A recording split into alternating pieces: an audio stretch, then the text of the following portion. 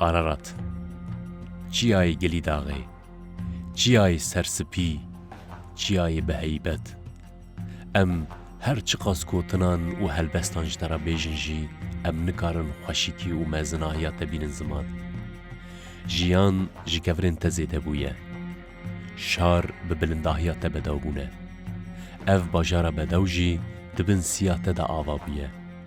Vaye jiyan êdî li vî bajarî ye.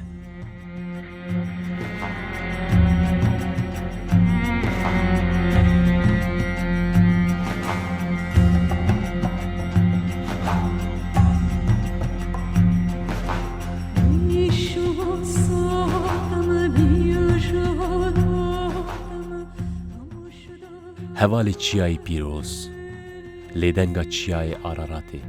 Her çi qas bajareke serhedê be jî, tu dibêjî qey îdir bajarekî li herêma Behra Spî ye. Hêşînahiya wê, germahiya wê, dar û berên wê û bi deşta xwe yê fireh, cihek cudayê herêma serhedê ye. Bajarê Îdirê hem cîranê Rojhilatê Kurdistanê ye, hem rêhevalê Ermenistanê ye û her wiha bi naxçîvanê re destebirakê dike. Ev bajara bedew bi xwezeya xwe mirov matmahî dihêle. Li keleka çiyayê Kilîdaxa Serspî bi deşteke bê ser û ber weke baxçeyê bihuştê li ber mirovan sekiniye. Belê, me we ev car li bajarê Îdirê gerand. Bajarê li quntara çiyayê Araratê. Li ber disekinim gazî dikim. Hawara Rojhilat li van diyara deng dide.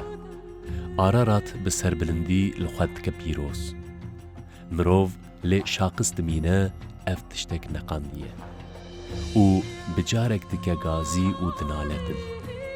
Gazî ji serê çiyayê pîroz xwe ber bi deştê ve berdide.